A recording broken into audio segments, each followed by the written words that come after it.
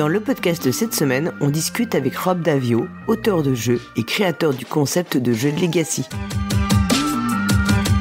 The beat of the drums echoes in the pulse beat of the young braves. Salut les joueuses, salut les joueurs, je suis Paul Gara, on se retrouve encore, on est à la Gen Con pour une nouvelle interview et je suis en compagnie de Rob Daviau. Salut Rob. Salut. Oui, tu parles un peu français, you speak a little French. Un peu. Un petit peu. D'abord, merci beaucoup de ton temps et de ta disponibilité. Quand je t'ai contacté, je t'ai proposé en fait de faire une interview où tu me donnais une liste de jeux qui étaient importants pour toi en tant que joueur et aussi après dans ton travail. D'abord, je voudrais savoir comment tu as découvert le jeu de société. En fait, quelle était ta première porte d'entrée? Est-ce que c'était enfant? Est-ce que c'était plus tard? Est-ce que c'était le jeu de société ou le jeu de rôle? I discovered games kind of all of them. J'ai joué à des jeux de société en grandissant. Les classiques américains, disons. Parker Brothers, Milton Bradley, qui sont aujourd'hui Hasbro. Donc Monopoly, Cluedo, ce genre de choses. Mais ma mère était, et est toujours, une grande amatrice de jeux. Chaque année, elle achetait les nouveautés, parfois des jeux plus obscurs. Ma grand-mère, elle, avait beaucoup d'enfants. Donc il y avait aussi pas mal de jeux chez elle. J'y jouais quand je lui rendais visite, et j'aimais ça. Mais je n'étais pas complètement passionné, disons que c'était sympa. Et puis, à 11 ans, je suis parti en colonie de vacances. Et là, il y avait ce nouveau jeu. Enfin, nouveau pour moi, qui s'appelait Donjons et Dragons. Il existait déjà depuis 7 ou 8 ans, mais c'est la première fois qu'il arrivait jusqu'à chez moi, accessible aux enfants. Et là, ça a complètement changé ma perception. Je me suis dit, ah, il y a quelque chose là. C'était tout simplement très différent. Et c'est là que je suis tombé amoureux des jeux de rôle. Et je le suis resté pendant longtemps, jusqu'à ce que je décroche ce boulot en fait. Et que je revienne ensuite aux jeux de société. Getting this job and then move back to board games. Tu as travaillé d'abord chez Hasbro? Yeah, it was a real. Oui, c'était vraiment un coup de chance étrange et un peu fou. À l'époque, je vivais à Boston et je travaillais dans la publicité comme rédacteur. Et j'ai écrit un article pour Dragon Magazine, qui était le magazine officiel de Donjons et Dragons, aujourd'hui disparu. Et cet article m'a procuré plus de satisfaction que tout ce que j'avais fait en publicité pendant 5 ans. Alors je me suis dit, je vais quitter mon boulot. Avec le recul, c'était une décision incroyablement audacieuse. Parce que ma femme était enceinte de notre premier enfant.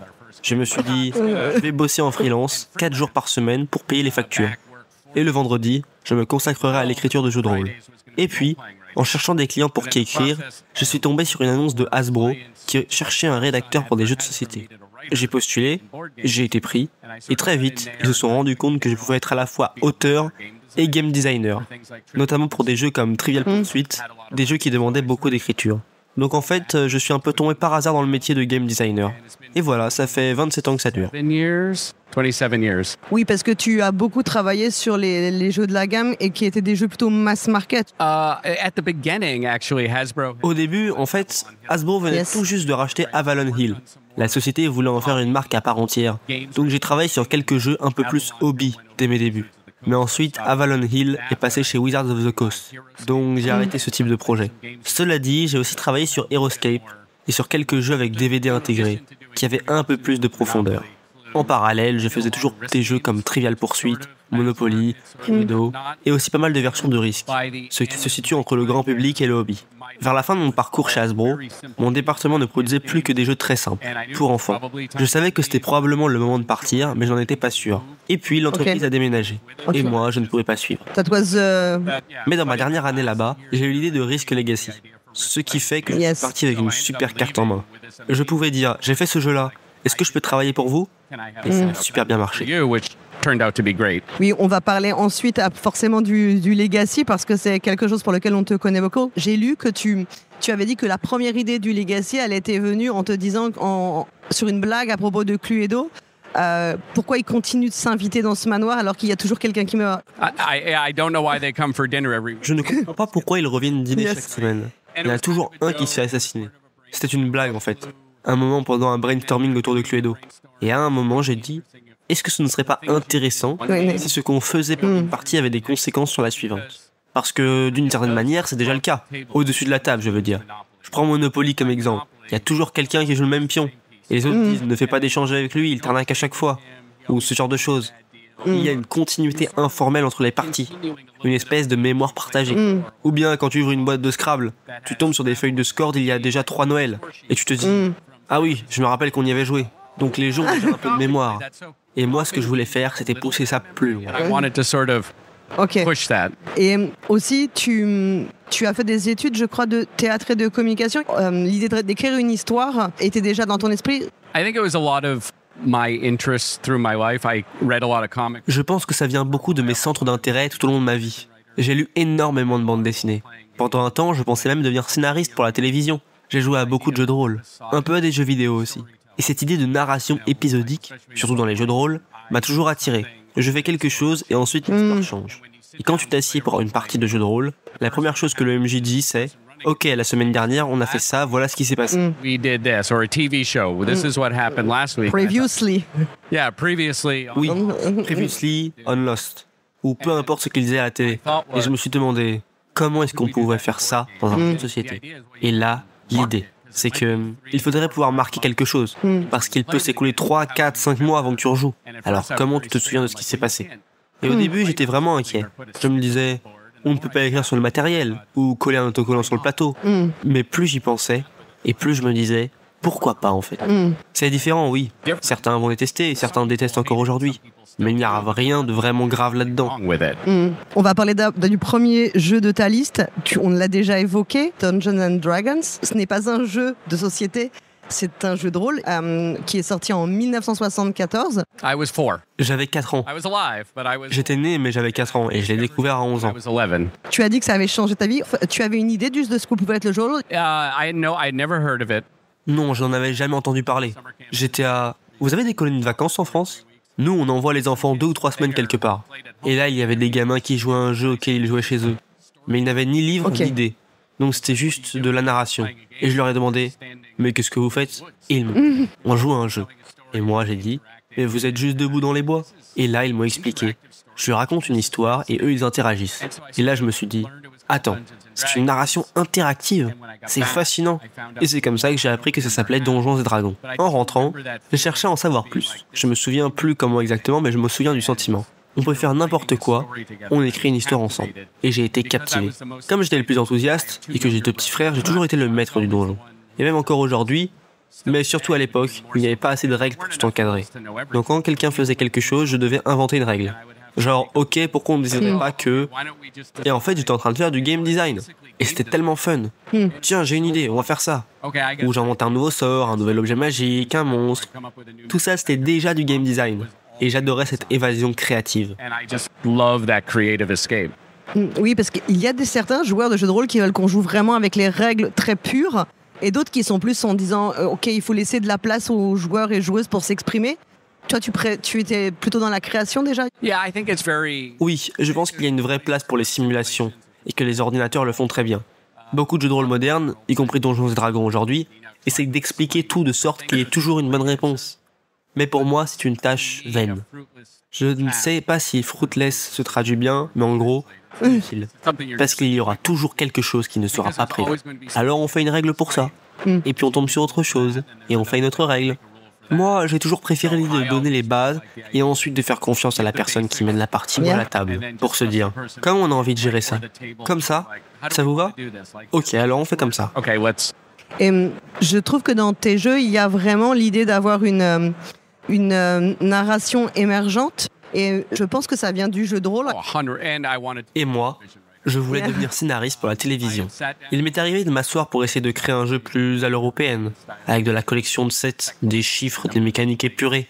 Mais à chaque fois, même pas au milieu, parfois dès le début, je me dis, mais où est l'histoire? Ou plutôt, quelle émotion j'ai envie de faire ressentir? Comment est-ce que je donne envie aux gens? On est à la Gen Con, il y a 5000 jeux autour de nous. Pourquoi est-ce que quelqu'un devrait s'intéresser au mien? En général, c'est parce qu'il y a un engagement émotionnel. Tu sais, j'ai vu un jeu l'autre jour en me promenant, un jeu européen, je crois que c'était chez Hans im Glück, et il s'appelait simplement Fried Potatoes. Et sur la boîte, c'était écrit « Tout le monde aime les pommes de terre frites ». Et là, je me suis dit « Ok, je suis intrigué.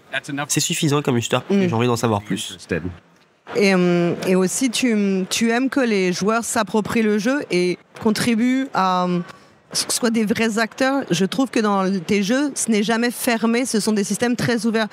I do. I've definitely have a little streak of. Oui, c'est vrai.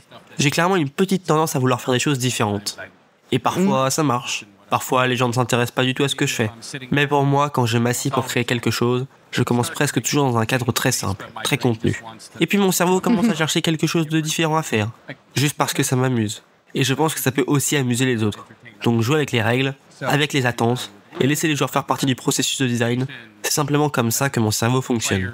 Be part of the design process and stuff. That's just how my brain works.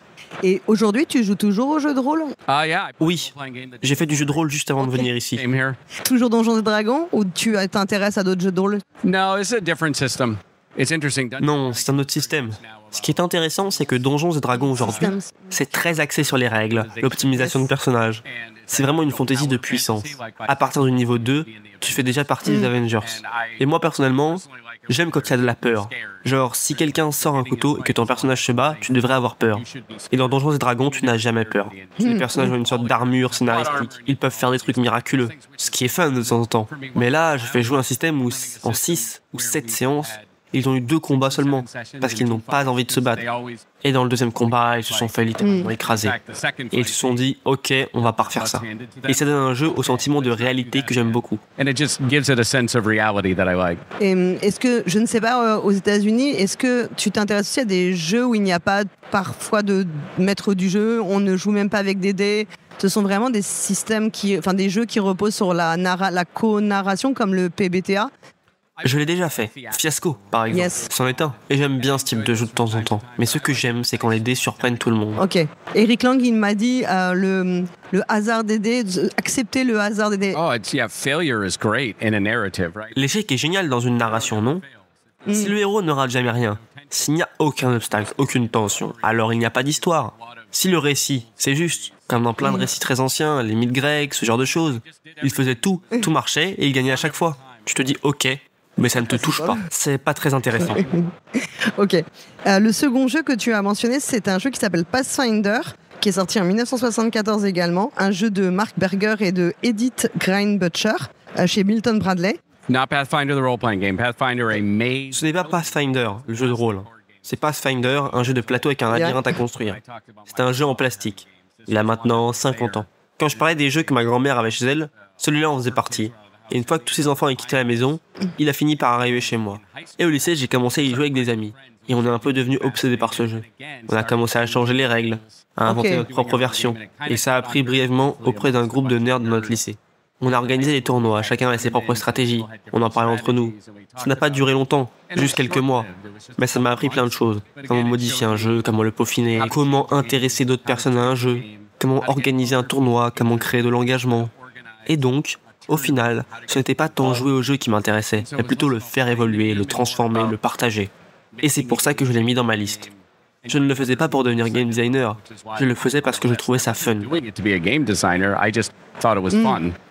Et c'est aussi un jeu où on s'affronte, c'est un peu des jeux d'affrontement d'esprit.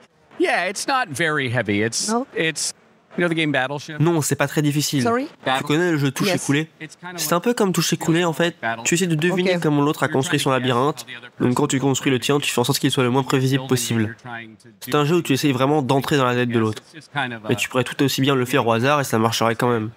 But you could just do it randomly and it would be fine. Et tu penses que c'est aussi un jeu qui t'a inspiré après dans les jeux que tu as sortis? Pas vraiment. C'est un jeu simple, abstrait. Et parfois, chez Restoration Games, je me disais, tiens, je devrais peut-être le refaire. Mais ensuite, je regarde le jeu et je me dis, en fait, je veux le refaire juste parce que j'y jouais quand j'étais enfant. Je ne pense pas qu'il y ait quelque chose de exceptionnel à part le fait que j'y ai joué. Moi, j'aime bien le jeu. C'est ce qu'on appelle en français une Madeleine de Proust. Yes.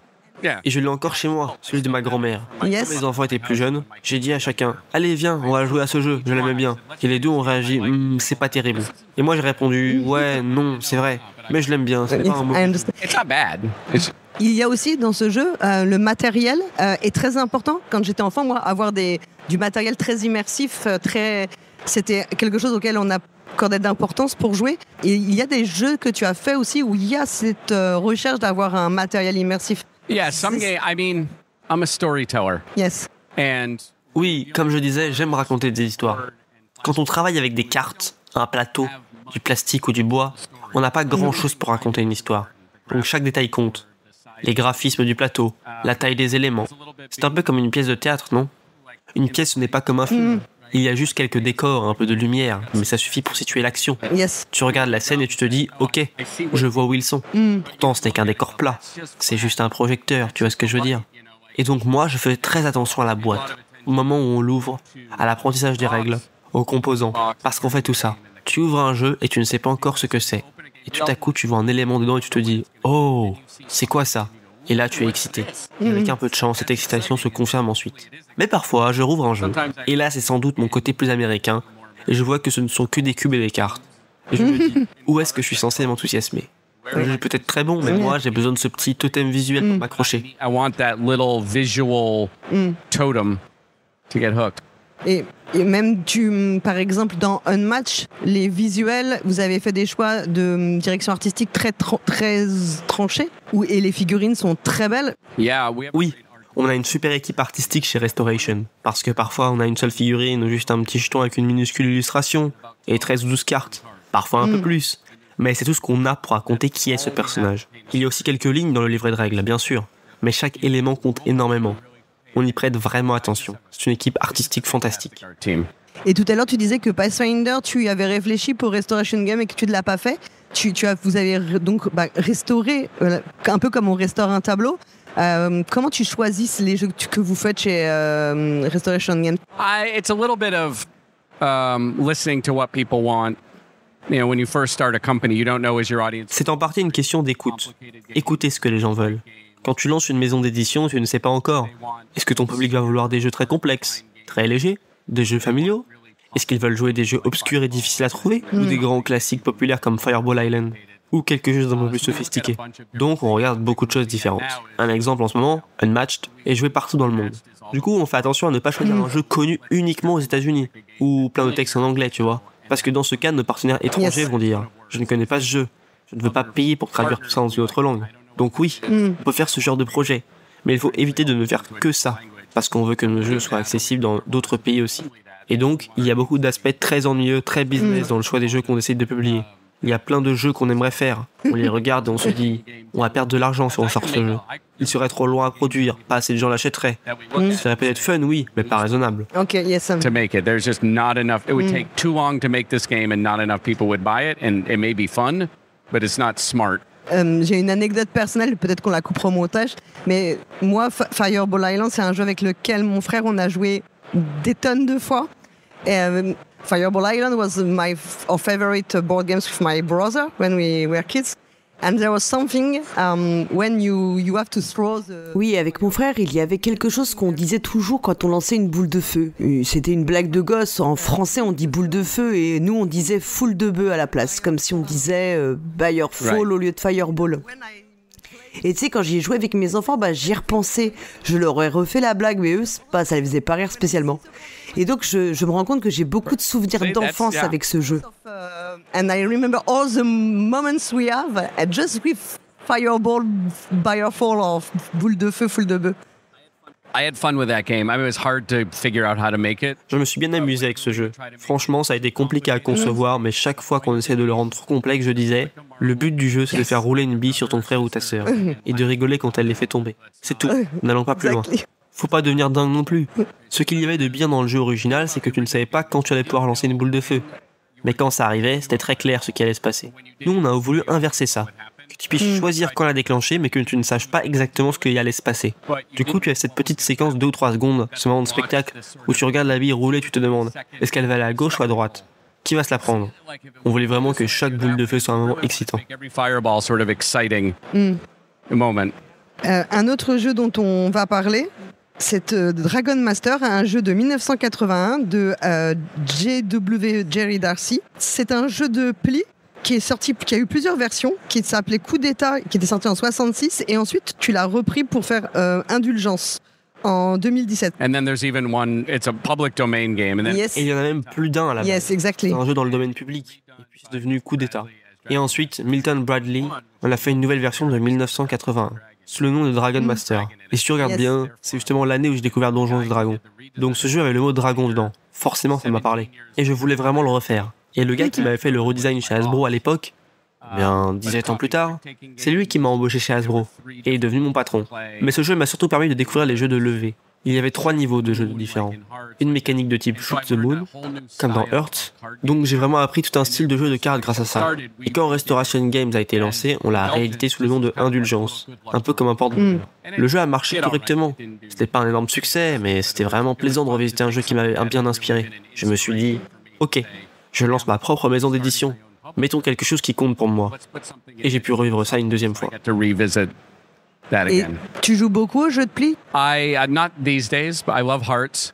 And then when I did Pas en ce moment, non. Mais j'adore Hearts. Quand je travaillais chez Hasbro, il y avait une partie de jeu de pli tous les midis. Je jouais presque tous les jours à la pause déjeuner de 1998 jusqu'en 2009 ou 2010. Donc j'ai dû jouer à des centaines, peut-être des centaines de milliers de mains de jeux de pli. 100,000 hands of trick taking or something. So. Actuellement, il y a une très très forte hype du trick-taking game. C'est difficile en fait de faire, d'avoir des jeux qui ont un twist vraiment intéressant. Yeah, I'm impressed. Cooperative trick taking games. Oui, je suis impressionné, tu sais. Tous ces jeux de levée coopératifs avec de nouvelles variations. Certains, je les adore, d'autres me font mal à la tête. Et parfois, j'adore des jeux qui me font mal à la tête. Et parfois, je ne les aime pas. Je les essaie quand même, mais en général, je reviens toujours au classique. Donne-moi un bon vieux paquet de cartes et il y a 3 ou 4 jeux de pli que je jouerai avec plaisir n'importe quand. Par contre, ma femme n'aime pas trop ça, parce qu'elle sait que je suis bien meilleur qu'elle. Genre, je compte les cartes, ce genre de truc. Okay. On joue et d'un coup je dis, toi t'as le 8 de pique, toi le valet de cœur, moi j'ai ça. Elle me répond, c'est pas drôle de jouer avec toi quand tu penses comme ça. And she's like, it's not fun to play with you when you think like that. Maintenant, on va parler de Talisman, un jeu de 1983 de Robert Harris. Oh oui, Talisman, j'avais oublié que j'avais mis ça dans la liste. On est clairement au début des années 80. Je suis un gamin et tout est un jeu de société fantastique. Board game. J'ai vu que chez Hasbro, il y a une nouvelle version qui... Yeah. Oui, c'est ce qu'il me semble. So yeah. Talisman, c'est un jeu qui est un peu à la croisée entre le jeu de rôle et le jeu de société, le jeu de plateau. C'était un univers qui te plaisait, comme toi tu aimais Donjons Dragons. Yeah, I was way committed to fantasy. Oui, j'étais vraiment plongé dans les jeux de rôle fantasy, disons, de 1981 à 1984 ou 85. Et ce que j'aimais avec Talisman, c'est que ça te permettait de vivre une petite aventure sans que personne n'ait à la préparer, sans maître du donjon. Tu posais physiquement des cartes sur le plateau pour représenter ce qu'il y avait dans chaque case. Donc chaque partie était différente. Et moi, je trouvais ça fascinant. Du genre, ah, on n'avait pas vu cette carte la dernière fois. Tiens, maintenant cette chose est juste à côté de celle-là. C'est marrant. Tu jouais le même jeu, mais le monde changeait, et le plateau changeait. Ce qui n'a rien de spectaculaire aujourd'hui. Mais quand tu as 14 ans, et que tu n'as jamais vu ça, ça semble presque magique. Je crois qu'on ne finissait presque jamais les parties. Il y avait un plateau extérieur, un plateau du milieu, un plateau intérieur, et généralement, quelque part dans le plateau du milieu, on en avait marre parce que ça faisait 3 heures qu'on jouait et on arrêtait là. Mais je crois que j'ai quand même terminé quelques parties. Encore une fois, c'était surtout ce sentiment de nouveauté. Cette question, qu'est-ce qu'un jeu peut faire que je n'ai jamais vu avant? C'est pour ça qu'il m'est resté en tête, et que je l'ai mis dans ma liste.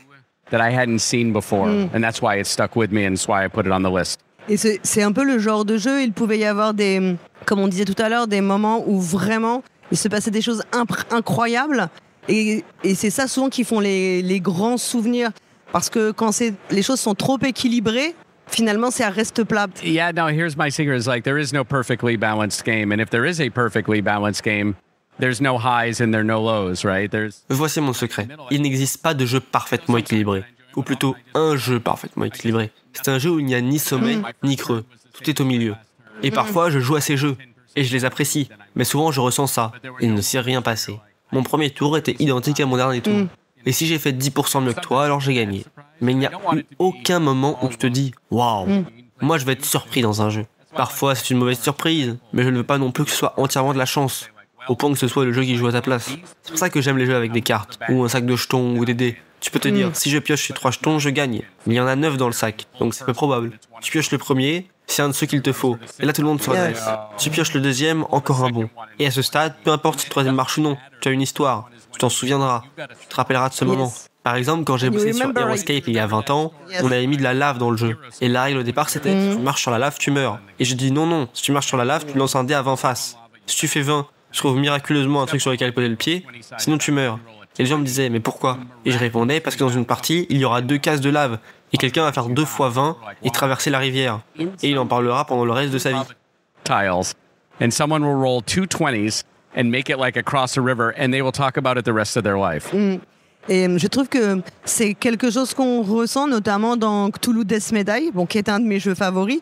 C'est un jeu dans lequel on a ces émotions très fortes et où il y a une tension qui monte progressivement dans la partie. Oh, thank you. That's my favorite. Oh, merci. Ça, c'est mon plus beau compliment. Si quelqu'un joue à l'un de mes jeux et que tout le monde est debout autour de la table, là, je sais que j'ai réussi.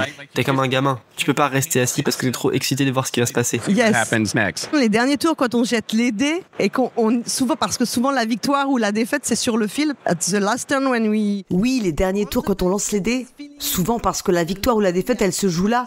Au tout dernier jet de dés, on a ce sentiment, on sait que c'est le dernier tour, on n'a plus qu'une seule chance, victoire ou défaite, et on ne sait pas. Et ça déclenche tellement d'émotions. Moi, je joue avec un groupe d'amis, nous sommes 4, et on se retrouve 2 fois par an pour un week-end de jeux de société entre nous. Et à chaque fois, on joue à Cthulhu Death Medaille. Et je peux te dire, on se souvient de toutes les parties qu'on a jouées. All the games we have. And I had fun. I've done, they're not all out, but I've done 6 seasons of that. And I do a lot of work on Et je me suis bien amusé à le faire. Tous les épisodes ne sont pas encore sortis, mais j'ai bossé sur 6 saisons de cette série. Je travaille beaucoup sur le design de la carte, et aussi sur la conception des scénarios, des épisodes. Et puis dans chaque jeu de cartes découverte, il y a une intrigue principale.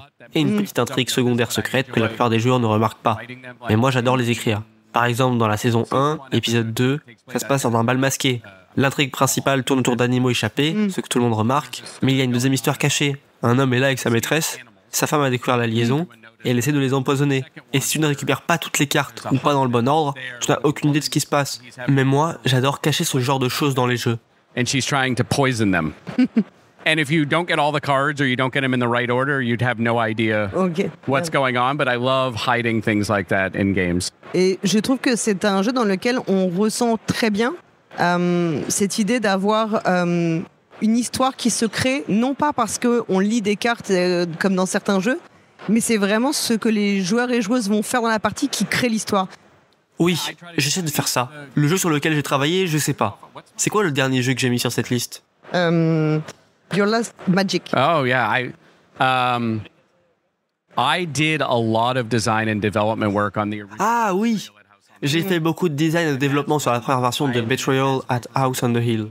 C'était environ 1 an et demi après mon arrivée chez Hasbro. Et c'est à ce moment-là que j'ai compris, en fait on peut vraiment plier un jeu pour raconter une histoire. L'idée venait du designer original, avec les hantises et la maison hantée. Mais j'ai retravaillé et développé le jeu pendant 1 an environ. Et c'est là que j'ai réalisé, on peut vraiment poser juste quelques éléments, une petite carte, un jeton en détail, et les gens vont imaginer l'histoire autour de ça. Ils vont la compléter eux-mêmes. Et ça, j'adore. Parfois, j'ai tendance à écrire trop de choses sur une carte, pour me sentir malin. Mais c'est souvent mieux quand on met juste 2 mots, une note, un petit indice, et que les joueurs disent « Ah, ok, j'ai compris ce qui s'est passé. » They are better when it's just a couple words and a note and a thing and people go, oh, I see what happened here. Peut-être aussi parce que je trouve que les règles sont très épurées dans ce jeu, donc on n'est pas l'esprit pris par les règles, on peut vraiment se concentrer sur ce qu'on vit. Oui, je crois que je me considère un peu comme... bon, ça va sonner prétentieux, comme si j'étais un artiste, ce que je ne suis pas. Mais j'aime me dire que je conçois des expériences interactives qui prennent la forme d'un jeu de société, ou quelque chose d'approchant. Et j'adore ça. C'est comme si je vous préparais quelque chose, une petite mise en scène. Je commence à raconter une histoire, et vous allez la compléter avec moi. Ce qui se passe à votre table ne sera pas du tout la même chose que ce qui se passe à une autre table. Vous allez vivre une petite aventure. Et moi, je suis un grand fan des aventures. Et tu as cette idée que le jeu, enfin je pense que ça rejoint l'idée du Legacy, c'est que c'est un système vivant et pas juste une imbrication de règles. Oui, je voulais que chaque partie soit un peu différente. Mais bon, tu ne peux pas non plus abandonner totalement le contrôle en tant qu'auteur. Parce que sinon, certaines parties seront vraiment mauvaises. Après, certains diront peut-être que mes jeux sont mauvais quand même. Mais moi, j'essaye plutôt de faire en sorte que ta partie soit différente de la leur, qui soit encore différente de celle d'un autre groupe. Il y aura quelques éléments communs, mais vous allez faire des choix différents. Ce que je veux surtout, c'est que les joueurs aient l'impression soit de faire partie d'une conversation, soit de se demander ce que Rob prépare. Qu'est-ce qu'il essaye de faire là? J'aime bien cette idée, que je suis en train d'avoir une conversation avec les joueurs à travers le jeu. Et ça, c'est juste fun. Et tu as fait beaucoup de Legacy différents.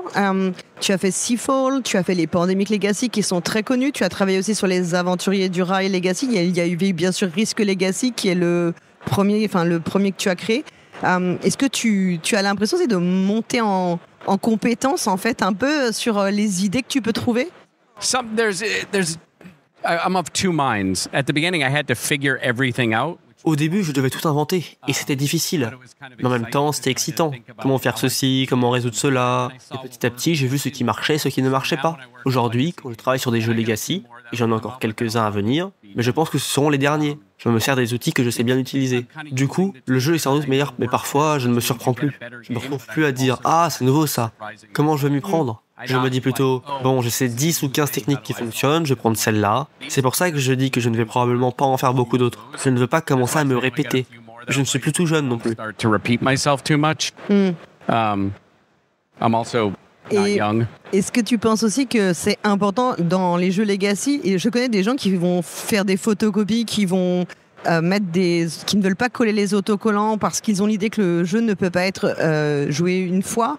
Est-ce que tu penses que en fait ça fait la destruction du matériel et tout ça, ça fait aussi partie de l'expérience? It is. I mean, I put the destroying a card in there because my first game was Risk. Oui, c'est vrai. J'ai intégré le fait de déchirer une carte parce que mon premier jeu c'était Risk. Et Risk c'est très frontal. Je t'attaque, je prends ton pays, je te détruis. Donc j'ai mis cette idée de déchirer des cartes. Pas parce que c'était essentiel, mais parce que je voulais que le jeu ressente vraiment comme Risk. Et je ne fais plus ça aujourd'hui parce que c'est devenu la seule chose dont tout le monde parle. On dit juste aux joueurs, cette carte ne fait plus partie de votre histoire. Peu importe ce que vous en faites, vous n'en aurez plus besoin. Vous pouvez la mettre dans un sac, la déchirer, la brûler, faire ce que vous voulez avec, mais l'essentiel c'est le voyage, ouvrir des choses, faire des choix, acheter de nouvelles règles et avoir de nouvelles opportunités. Tu veux mettre la carte 1 ou la carte 2 dans ton deck, celle que tu ne choisis pas, tu en fais ce que tu veux. Mais toute cette histoire de déchirer des cartes, ça a vraiment perturbé les gens. Alors que pour moi, c'est tout lié au thème de Risk, pas forcément à l'essence de Legacy. Donc très vite j'ai arrêté de le faire, parce que ça prenait toute l'attention. So very quickly I just stopped doing it because it was taking too much attention. Ok, on va parler de ton dernier jeu, c'est Magic the Gathering, qui est sorti en 1993, un jeu de Richard Garfield.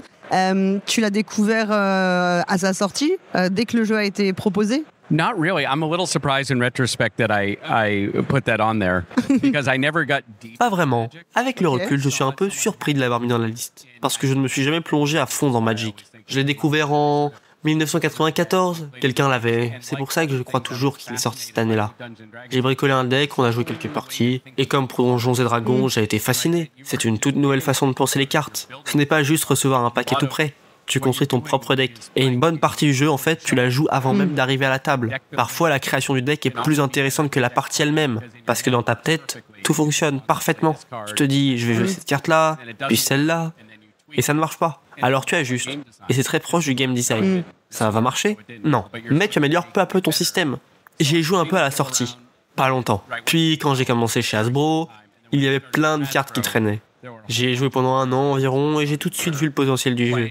Ce qu'il pouvait devenir. Et ce qu'il est devenu. Mais ce que j'ai surtout aimé, c'est de voir que quelqu'un avait regardé un paquet de cartes et s'était dit « Je vais en faire quelque chose que personne n'a jamais imaginé ». Et ça, j'ai trouvé ça génial. Même si bon, j'ai vieilli. Ce matin encore, j'ai regardé des cartes Magic qui traînaient dans une pièce. Et je me suis dit, ça fait quand même beaucoup de mots. Mais bon, c'est moi, hein. Le jeu a grandi, il y a de plus en plus de textes, de mots-clés, de trucs à retenir. Et moi, je me dis, ouais, j'ai plus 25 ans. Avec l'âge, je me suis un peu assagi. I'm not 25 anymore. You know, I've mellowed out with age. Souvent, les auteurs de jeux mentionnent Magic comme quelque chose qui a vraiment été inspirant et qui a changé un peu le regard sur les jeux de cartes à combo. Et souvent, ils disent que effectivement, fabriquer son deck avant de jouer, c'est déjà une première appréhension du métier de game designer. A little bit. It reminded me of it. So when I was 11, 12, 13 and doing D&D, that taught me how to be a game designer. Un peu, oui. Ça m'y a fait penser. Quand j'avais 11, 12, 13 ans et que je jouais à Donjons et Dragons, ça m'a appris à être game designer. Et là, à 24 ou 25 ans, ça m'a un peu réveillé cette fibre-là. Ah oui, j'aime vraiment faire ça. Et c'est seulement quelques années plus tard que j'ai décroché mon job à plein temps dans le jeu. Donc en un sens, ça m'a remis sur la voie. À l'époque, c'était avant Catan, avant les jeux allemands, les euros aux États-Unis. Il n'y avait pas grand-chose d'intéressant dans les jeux de société, sauf si tu voulais faire du wargame, ce qui n'était pas non plus mon truc. J'en ai fait quelques-uns, mais j'étais plutôt du côté du jeu de rôle ou d'autre chose. Alors Magic, ça m'a paru vraiment frais, nouveau. Ce n'était pas un jeu avec 80 pages de règles, même si les règles officielles font 400 pages aujourd'hui. Mais à l'époque, tu pouvais comprendre le jeu assez vite. Et juste en changeant 1 ou 2 cartes dans ton deck, tu avais une expérience complètement différente. Et j'ai trouvé ça fascinant. Je ne suis pas allé très loin dans le jeu, mais j'ai adoré ce que ça représentait, cette bouffée d'air frais.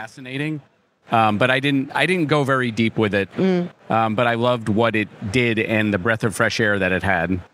Est-ce que ça a été aussi une influence quand tu as créé Unmatch? Parce que Unmatch est un jeu de confrontation avec des cartes. Bien sûr, le deck et les decks de Unmatch sont fermés, on ne rajoute pas de cartes. Mais il y a aussi cette idée de d'avoir des decks aussi très personnalisés, comme quand on joue certaines couleurs à Magic, on joue vraiment une stratégie particulière. A little bit. I mean, originally Unmatched was a game that I worked on with Craig Van Ness called Star Wars Epic Duel. Un peu, oui. En fait, à l'origine, Unmatched, c'était un jeu que j'ai conçu avec Craig Van Ness, qui s'appelait Star Wars Epic Duels. On l'a un peu bricolé rapidement en 2001, juste après une période où je jouais beaucoup à Magic. Craig m'a beaucoup appris. C'est quelqu'un qui absorbait les jeux, littéralement. Donc l'idée de se battre en jouant des cartes, ça vient sûrement de Magic et de tous les jeux de cartes des années 90. Ça fait assez longtemps maintenant, je me souviens plus des détails, mais je crois qu'on en a discuté. Craig était toujours très partant.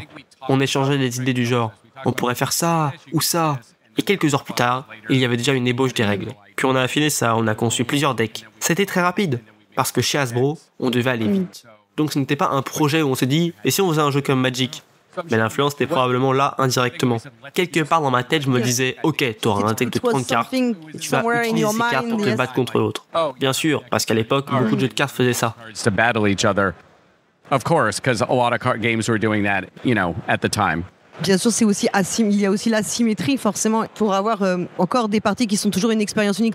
Oui, l'asymétrie, c'est génial, j'adore ça. Et apparemment, j'aime aussi les gens qui se tapent dessus, parce que je continue à faire des jeux comme ça. Et aussi dans Unmatched, il y a un aspect de jeu d'escarmouche. C'est quelque chose que tu aimais, mais souvent c'était des jeux très compliqués. Dans Unmatched, là encore, tu as beaucoup épuré les règles du jeu. Yeah, I like things simple. Like I said, I got older. And also, there are a lot of games... Oui, j'aime les choses simples. Comme je l'ai dit, j'ai vieilli. Et puis aujourd'hui, il y a énormément de jeux sur le marché, des jeux d'escarmouche tactiques avec des règles compliquées, des séquences de jeux complexes. Et moi, je me suis dit, restons simples. Maintenant, j'ai un auteur interne qui conçoit la plupart des decks pour Unmatched. Il est très très bon. Et mon rôle à moi aujourd'hui, c'est surtout de jouer un deck et de dire, c'est super, maintenant fais-le 2 fois moins compliqué. Supprime ça. Cette carte est trop complexe. Simplifie. Parce que plus tu joues à un jeu, plus tu y réfléchis, plus tu travailles dessus, plus tu l'équilibres pour des tournois, comme ceux autour de nous. Moins tu te rends compte qu'il devient de plus en plus complexe. Ça paraît normal. Dans mon travail, c'est d'être celui qui dit c'est cool, mais on va simplifier.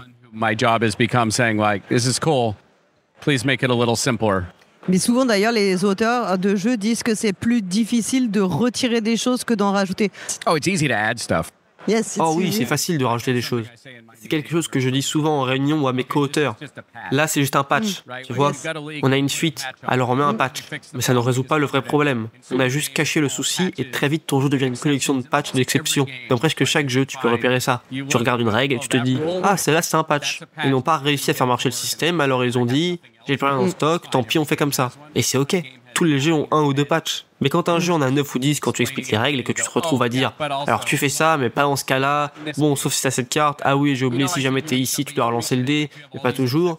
Là, c'est le signe que ça ne marche pas. On a juste empilé les rustines. Et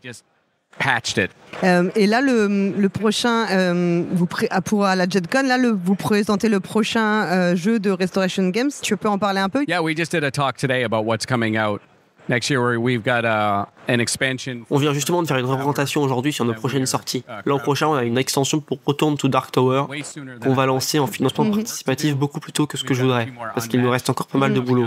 On a aussi quelques nouveaux decks pour Unmatched qui arrivent, dont Hellboy, le comics, et un autre appelé Stars and Stripes, qui m'enseigne des héros du folklore américain. On travaille sur un nouveau Thunder Road, un jeu qui sera en campagne, pas en Legacy, mais une campagne. Et on a plein d'autres choses encore non annoncées. On est très enthousiastes. And we got a whole bunch of stuff that we haven't mentioned yet, but we're excited. Et tu travailles encore sur des jeux Legacy ou pas actuellement? Yeah, I spend about half my time with Restoration and half my time. Oui, je consacre environ la moitié de mon temps à Restoration Games et l'autre moitié à d'autres projets. Et après la sortie de Ticket to Ride Legacy, il y a 2 ans, plusieurs éditeurs m'ont contacté quasiment dans la même semaine pour me demander « Tu veux faire une version Legacy de notre jeu ?» Et c'était des jeux formidables que j'adore. Alors je me suis dit « Ouch, ça fait beaucoup à la fois ». J'ai donc étalé un peu les projets dans le temps. Là, j'en termine un. Il a été annoncé ici, donc je peux en parler. Il s'agit de Forbidden Legacy. Matt Leacock a créé Forbidden Island et Forbidden Desert. Donc on fait la conclusion épique de cette série sous forme de jeu Legacy. Et puis j'en ai encore 3 ou 4 autres en développement ici et là. Et après ça, je pense que j'aurai fini. Les gens diront peut-être « Ok Rob, c'est bon, arrête avec les jeux Legacy maintenant. Peut-être qu'un jour, il y aura une suite pour Ticket to Ride Legacy. » Mais rien n'est prévu pour l'instant. At some point to like Ticket to Ride or something. Nothing's planned now, but... écoute, je sais pas s'il y a autre chose que tu veux ajouter. No. Merci pour cette discussion. C'était ma seule interview de la Gen Con, alors j'ai beaucoup parlé. Talk a lot now. Merci beaucoup en tout cas de ton temps, de ta disponibilité. C'était très très cool. Et en plus, comme je te l'ai dit, je suis une grande fan de Cthulhu Death Medaille, alors c'était très bien. J'étais vraiment très content de pouvoir en parler avec toi. Oh, it's been great. Thank you. Thank you. Merci beaucoup. Au revoir. De rien.